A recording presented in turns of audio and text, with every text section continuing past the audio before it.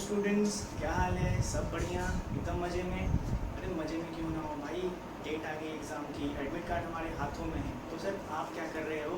तो यार मैं एक छोटा सा वीडियो लेक्चर लेके आया हूँ जिसके अंदर हम बात करेंगे न्यूक्लियर फिजिक्स की। ठीक है, वो भी 10+10 = 20 नहीं, 10+10 यानी हो गया। ये एक पार्ट 1 होगा जिसमें हम 10 मिनट्स के अंदर न्यूक्लियर फिजिक्स के सारे कॉन्सेप्ट्स को देखेंगे। ठीक है, बहुत ही छोटू सा वीडियो होगा और ये है टॉपिक बिल्कुल छोटा सा। ठीक है, पर इसके इम्पोर्टेंस को हमें समझना है। इससे हर साल या हर पेपर में आपको 1 से 2 क्वेश्चन ज़रूर मिलेंगे। ठीक है, 2019 में भी इसका एक क्वेश्चन मिला था हमें, तो इसकी हमें इम्पोर्टेंस समझनी है। चाहे वो एग्ज़ाम आपका NDA हो, MNS हो या CPS एग्ज़ाम हो, ये टॉपिक बहुत ही इंपॉर्टेंट है। और ये इम्पोर्टेंस हमें तभी समझ आता है, ठीक, अगर हम एग्ज़ाम दे के आते हैं और जब हम चेक करने बैठते हैं, ठीक है, तो हमें लगता है कि यार काश ये क्वेश्चन सही हो जाता, काश ये क्वेश्चन सही हो जाता। ठीक है, तो इस काश को हमें दूर करना है और इस वीडियो को पूरा देखें। राइम लग गया बिल्कुल। ठीक है, तो इस पार्ट 1 में हम 10 मिनट के अंदर कॉन्सेप्ट्स को देखेंगे और पार्ट 2 के अंदर मैं best out of nuclear physics के 10 क्वेश्चंस लेके आऊँगा जिसको हम देखेंगे, जो बहुत ही इंपॉर्टेंट होगा आपके लिए। ठीक है, तो स्टार्ट करते हैं विदाउट एनी डिले। तो my name is Saurabh Jha, this is your beautiful सा चैनल स्टडी मंत्रा। तो आइए स्टार्ट करते हैं। सबसे पहले न्यूक्लियर फिजिक्स में हम बात करेंगे alpha particle, beta particle and gamma radiations की। ठीक है, डिफरेंस के साथ अल्फा, बीटा एंड गामा। ठीक है,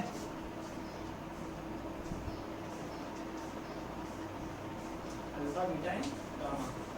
तो देखते हैं कि करके अल्फा पार्टिकल और बीटा पार्टिकल और गामा में क्या डिफरेंस है। ठीक है, सबसे पहले बात करते हैं अल्फा की। देखो अल्फा क्या होता है, ये होता है आपका स्ट्रीम ऑफ, क्या होता है ये स्ट्रीम ऑफ अल्फा पार्टिकल, क्या होता है स्ट्रीम ऑफ पॉजिटिव चार्ज। ठीक, बीटा क्या होता है, बीटा होता है स्ट्रीम ऑफ, ये होता है स्ट्रीम ऑफ नेगेटिव चार्ज। बात करते हैं गामा की। देखो गामा जो होता है बहुत ही energetic, highly energetic electromagnetic radiations होते हैं। ठीक है, ये होते हैं आपके हाईली एनर्जेटिक इलेक्ट्रोमैग्नेटिक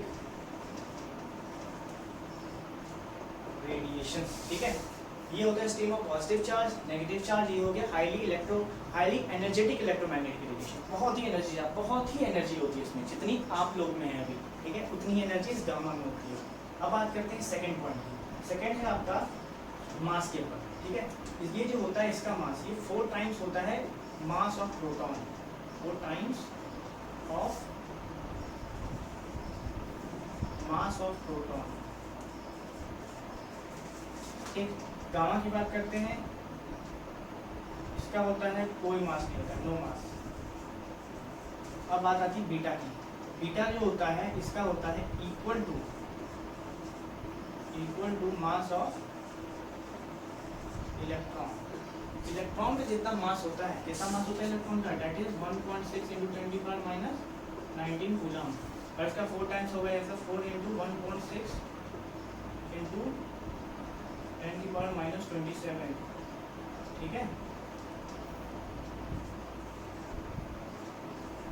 ठीक, इसका कोई गामा का कोई भी मास नहीं होता है, कुछ नहीं होता है इसका। ठीक, अब बात करते हैं अपन, जब हम मैग्नेटिक फील्ड या इलेक्ट्रिक फील्ड अप्लाई करते हैं तो किसका क्या बिहेवियर होता है। ये जो होता है लेस डिफ्लेक्टेड होता है, less deflected in electric field and magnetic field. ठीक है, ये जो होता है मोर डिफ्लेक्टेड। और इस पे भाई साहब ये एक ऐसा पार्टिकल है जिस पे कोई फर्क नहीं पड़ेगा, ये अपने धुन में चलता जाएगा। ठीक है, आप कितना भी इसमें इलेक्ट्रिक फील्ड अप्लाई करिए या मैग्नेटिक फील्ड अप्लाई करिए, कैसे भी उसका पोजीशन रखिए, कोई फर्क नहीं पड़ने वाला है भाई साहब। तो ये हो जाएगा अनअफेक्टेड। ठीक है, अब बात करते हैं नेक्स्ट, इसका जो पेनिट्रेटिंग पावर होता है। पेनिट्रेटिंग पावर का मतलब हो गया कि जैसे कोई भी चीज़ कितना किसी सब्सटेंस के अंदर पेनिट्रेट कर सकती है। ठीक है, वो उसकी पेनिट्रेटिंग पावर होगी। 5 मीटर तक पेनिट्रेट कर पा रहा है, कितने मीटर तक पेनिट्रेट कर पा रहा है, किस लेंथ तक पेनिट्रेट कर पा रहा है, वो उसकी पेनिट्रेटिंग पावर होगी। तो अल्फा पार्टिकल जो पेनिट्रेटिंग पावर होता है बहुत ही छोटा होता है, small penetrating power, small penetrating power. इसका जो होता है लार्ज होता है पेनिट्रेटिंग पावर, ठीक है, और इसका जो होता है पेनिट्रेटिंग पावर बहुत ही ज़्यादा होता है, ठीक। इसमें जैसे हम समझ सकते हैं कि एयर में अगर अल्फा पार्टिकल एयर में 5 से 8 सेंटीमीटर तक पेनिट्रेट कर सकता है, ये 8 मीटर तक पेनिट्रेट कर सकता है, और ये आपका इतना ज़्यादा पेनिट्रेट कर सकता है जैसे मान लीजिए 100 मीटर, एयर के 100 मीटर के अंदर वो पेनिट्रेट कर सकता है, इतनी कैपेबिलिटी है इसके अंदर गामा रेडिएशंस में, ठीक है। बात करते हैं अब, हमने पेनिट्रेटिंग पावर के बेसिस पे पढ़ लिया, डिफ्लेक्टिंग इन इलेक्ट्रिक फील्ड और मैग्नेटिक फील्ड के बेसिस पे पढ़ लिया, मास के बेसिस पे पढ़ लिया, ठीक है। अब जैसे बात करते हैं डैमेज, विच रे इज मोर डेंजरस। अब देखो कौन ज़्यादा पेनिट्रेट कर पा रहा है, गामा, तो यानी ये आपके बॉडी के अंदर भी पेनिट्रेट कर सकती है, ठीक है, ये आपके बॉडी फुल बॉडी के अंदर पेनिट्रेट कर जाती है, इसीलिए हम गामा रेडिएशंस को यूज़ करते हैं कैंसर के ट्रीटमेंट के लिए, ठीक है। बीटा बीटा मतलब ये तीनों इक्वली डेंजरस है, बायोलॉजिकल डैमेज करते हैं हमको, ठीक है, हमको क्या, हमको ह्यूमन बॉडी को भी डैमेज करते हैं और बायोलॉजिकली ये सबको डैमेज करते हैं, ठीक है। तो नाउ कॉपी अगर आपने निकाला है तो लिख लीजिए, नहीं तो स्क्रीनशॉट आएंगे।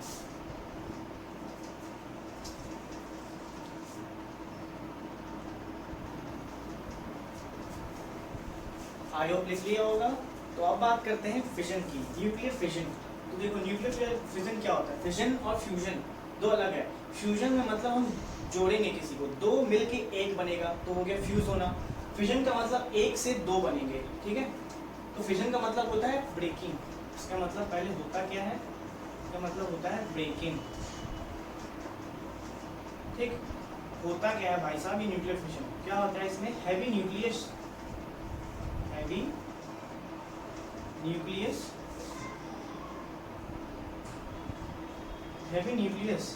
after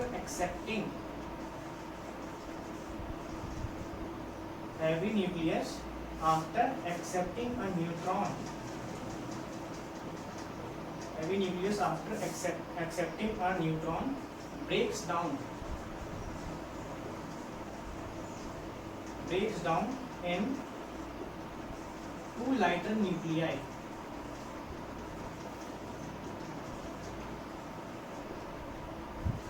ठीक है, बाय रिलीजिंग। अब एक हैवी न्यूक्लियस जब उसको एक न्यूट्रॉन मिल जाता है तो दो न्यूक्लियाई, दो छोटे छोटे पार्ट में ब्रेक हो जाता है, ठीक है।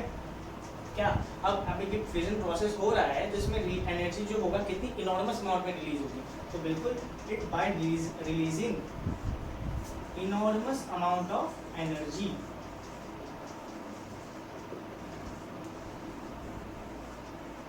ठीक है, बहुत ही हाई अमाउंट की एनर्जी रिलीज करता है। जैसे बात करते हैं हो गया अपना यूरेनियम, एटॉमिक मास 235 और एटॉमिक नंबर कितना हो गया 92, प्लस एक न्यूट्रॉन 0, एटॉमिक मास 1, ठीक। ये दो लाइटर न्यूक्लियाई में ब्रेक करेगा, क्या होगा वो बेरियम, ठीक है, बेरियम एंड क्रिप्टन। बेरियम का एटॉमिक नंबर कितना होता है एटॉमिक मास होता है 141 and atomic number is 56। Krypton का एटॉमिक मास कितना होता है 92 and atomic number is 36 plus 200 MeV। This is the energy that is release in nuclear fission process. अब देखो यहाँ पे एटॉमिक मास टोटल है 235, यहाँ पे प्लस करो कितना आ रहा है 233। इसका मतलब सम ऑफ एनर्जी बिफोर रिएक्टिंग, ठीक है, या बिफोर ब्रेकिंग, वो जो होगा वो ज़्यादा होगा in comparison to sum of energy after breaking, ठीक है। पहले यहाँ पे 235 था, यहाँ 233 हो रहा है, तो मैंने कहा कि sum of energy before fission is greater than sum of energy after fission. इसका मतलब दो जो एनर्जी यहाँ पे 235 या मास, ठीक है, 235 यहाँ पे मास था, यहाँ पे 233 था, दो कम है, इसका मतलब ये तो डिफरेंस है, वो क्या हुआ, यही जो डिफरेंस है वही क्रिएट करता है this amount of energy. We know that energy can neither be created nor destroy, तो एनर्जी आएगी कहाँ से, तो यही डिफरेंस जो होगा, यही डिफरेंस जो प्रोड्यूस करता है this enormous amount of energy, ठीक है। ये जो प्रिंसिपल होता है, यही फिजन का जो प्रिंसिपल होता है, इसी के ऊपर अपना atom bomb nuclear reactor based होता है।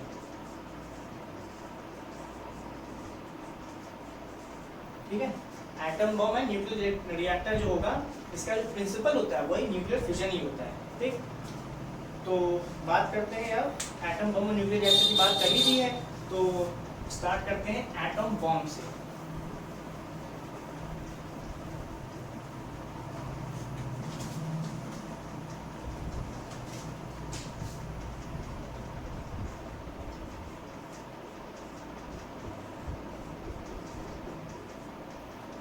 ठीक है, एटम बॉम्ब देखो, प्रिंसिपल तुम्हें पता चल गया, based on principle of nuclear fission.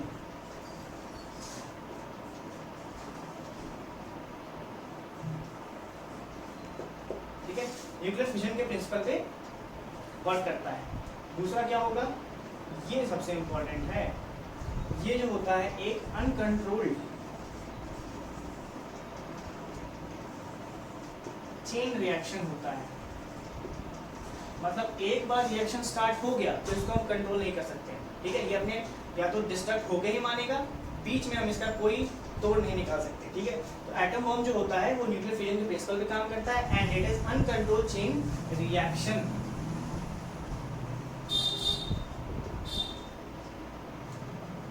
Bye fast moving electrons, by fast moving neutrons, I'm sorry, not electrons, neutrons। ठीक, ये अपन को याद रखना है जो कि बहुत इंपॉर्टेंट है, अनकंट्रोल्ड चेन रिएक्शन। ठीक, बात करते हैं नेक्स्ट की, इसका जो टेम्परेचर रेंज जो होता है वो होती है अप्रॉक्स 10⁷ डिग्री सेल्सियस। ठीक है, एंड प्रेशर जो रेंज होता है वो होता है 1 लाख एटमॉस्फेरिक प्रेशर अमाउंट इतनी रिलीज करता है आफ्टर डिस्ट्रक्शन या एक्सप्लोजन। ठीक, जब ये एक्सप्लोड होता है तो समझ सकते हो इतना 10⁷ डिग्री सेल्सियस की अमाउंट की टेम्परेचर वहाँ पे उस एरिया में या उतने पर्टिकुलर एरिया में क्रिएट करता है एंड इतने अमाउंट का प्रेशर क्रिएट करता है। ठीक है, तो ये थी एटम बम की कहानी। ठीक, स्क्रीनशॉट ले लीजिए फटाक से।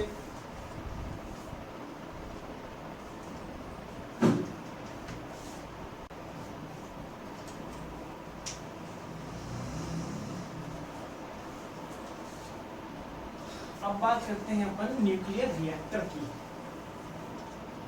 ये टॉपिक बहुत इंपॉर्टेंट है, न्यूक्लियर रिएक्टर, इसी से क्वेश्चन आते हैं मैक्सिमम।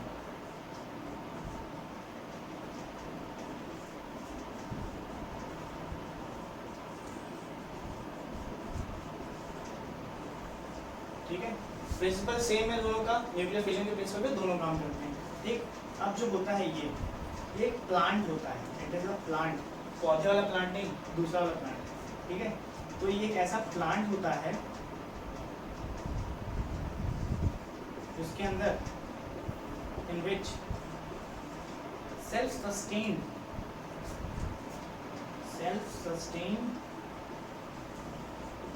कंट्रोल्ड चेन रिएक्शन होता है। तो बस डिफरेंस क्लियर हो गया होगा आपको, कंट्रोल्ड चेन रिएक्शन होता है। उसमें एटम बम में क्या होता था, एक बार भाई रिएक्शन शुरू हो गई तो खत्म नहीं होगी, हम मतलब खत्म होगी, हम नहीं खत्म रोक सकते उसको। ठीक है, अपना इंटरप्शन नहीं होगा उसमें। ये एक ऐसा न्यूक्लियर रिएक्टर, कैसा प्लांट होता है जिसके अंदर एक कंट्रोल्ड चेन रिएक्शन होती है, मतलब हम कुछ भी करके इसको कंट्रोल कर सकते हैं। ठीक है, जैसे भाई इसके बहुत सारे पार्ट होते हैं। सबसे पहला पार्ट होता है फ्यूल। ठीक है, पार्ट में सबसे पहला है फ्यूल।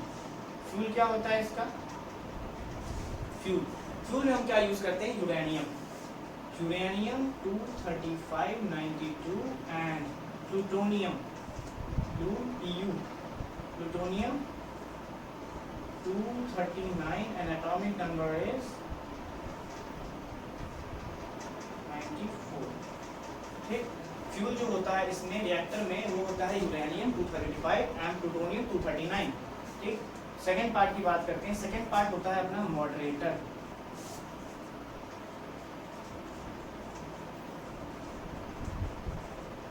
बहुत ही सुना सुना लग रहा होगा, बिल्कुल सुना सुना ही है। और ये पूछा जाता है कि न्यूक्लियर रिएक्टर में मॉडरेटर की तरह कौन काम करता है। ठीक है, मॉडरेटर क्या होता है? मॉडरेटर सबसे पहले तो ये जो होता है, जो फास्ट मूविंग न्यूट्रॉन्स होते हैं उनकी स्पीड को कम कर देता है। ठीक, तो अब हम मॉडरेटर की तरह यूज़ करते हैं D2O, ग्रेफाइट। D2O यानी हैवी वाटर हो गया, ग्रेफाइट हो गया, या हो गया बेरिलियम ऑक्साइड।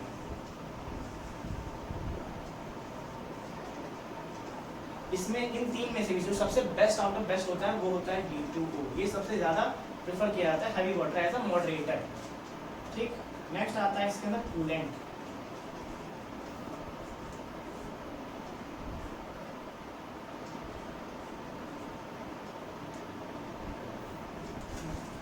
इसके अंदर जो अमाउंट ऑफ एनर्जी जो रिलीज होती है, इससे क्या होता है, प्लांट का टेम्परेचर बहुत ही ज़्यादा बढ़ जाता है। ठीक है, इस टेम्परेचर को वापस से कम करने पे या वापस इनिशियल लाने के लिए हम कूलेंट का यूज़ करते हैं।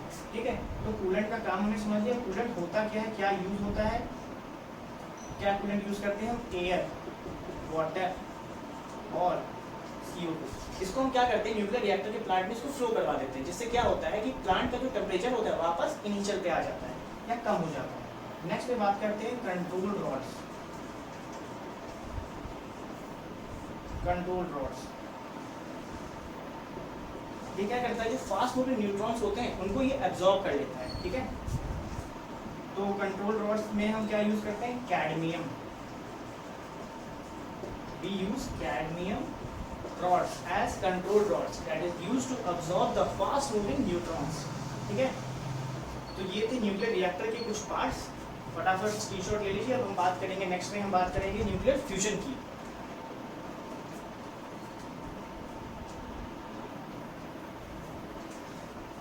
आई होप क्लियर होगा। तो अब बात करते हैं अपन न्यूक्लियर फ्यूजन की। फ्यूजन क्या होता है? फ्यूजन में हमने देखा कि एक हैवी न्यूक्लियस दो लाइटर न्यूक्लियर में ब्रेक हुए थे। तो फ्यूजन में क्या होगा, दो लाइटर न्यूक्लियर एक हैवी न्यूक्लियस बनाएंगे। ठीक है, तो ये एक ऐसा प्रोसेस होता है इसके अंदर when two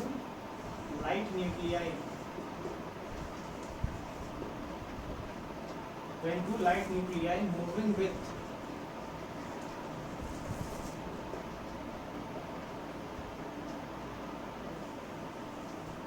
high speed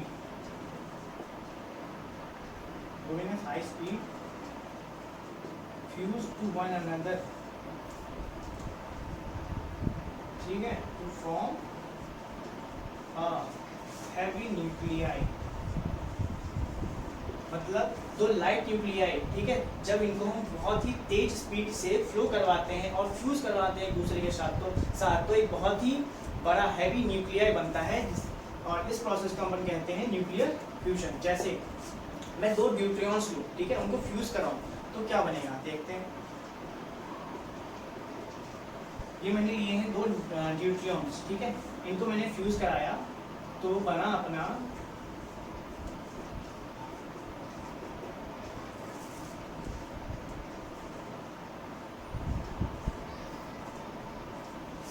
ठीक है हीलियम। दो न्यूट्रियॉन्स को जब अपने फ्यूज कराया तो बना हीलियम। ठीक, और ये इतनी अमाउंट की एनर्जी रिलीज की। एक और बात इसमें हमें याद रखनी है, जो फिजन में था सेम इसमें एप्लीकेबल होता है कि sum of mass before fission या फ्यूजन वो जो होगा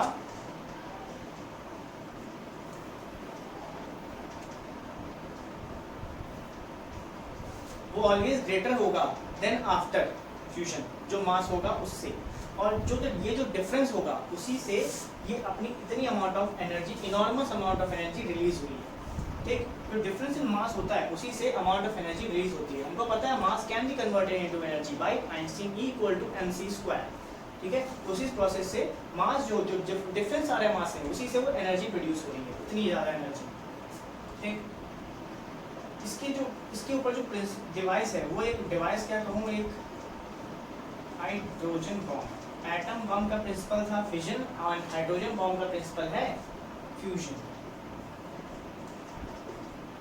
hydrogen bomb, father of hydrogen bomb. सबसे पहला question, father of hydrogen bomb किसे कहा जाता है? तो इसे कहते हैं हम एडवर्ड टेलर को। Edward Teller is known as father of hydrogen bomb. ठीक है, ये किस प्रोसेस पर बेस होता है? It is based on fusion process, fusion in uncontrolled reaction. ठीक है, इसके अंदर जो रिएक्शन होता है हाइड्रोजन बॉम्ब में अंदर भी, वो अनकंट्रोल होता है। भाई साहब एक बार चालू हो गया हम उसे रोक नहीं सकते। ठीक है, ये एक्सप्लोड होके ही मानेगा। ये जो होता है बहुत ही ज्यादा वेरी हाई टेम्परेचर पे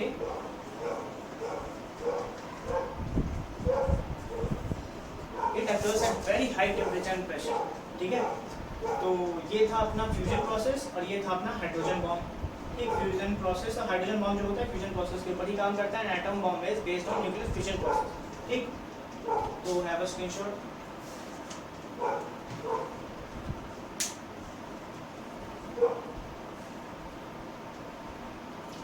तो ये था अपना कुछ छोटा सा टॉपिक जो मैंने कहा था कि न्यूक्लियर फिजिक्स के अंदर जिस टॉपिक के बारे में मैं बात करूंगा। तो नेक्स्ट पार्ट में, इसी का जो नेक्स्ट पार्ट है, ये भी हमने बात की है इस फर्स्ट 10 की। ठीक है, इसके अंदर हमने सिर्फ कॉन्सेप्ट समझा है। अब इसके अंदर मैं क्वेश्चंस लेके आऊंगा, top 10 questions on nuclear physics. ठीक है, तो ये था इसका पार्ट 1। तो पार्ट 2 में अभी लेके आऊंगा इस पे, जो इसमें हम 10 क्वेश्चन बात करेंगे न्यूक्लियर फिजिक्स की। ठीक है, तो अगर ये वीडियो आपको अच्छी लगी हो तो इसे लाइक करें, कमेंट बॉक्स में कमेंट करें एंड यस सब्सक्राइब करना बिल्कुल ना भूलें।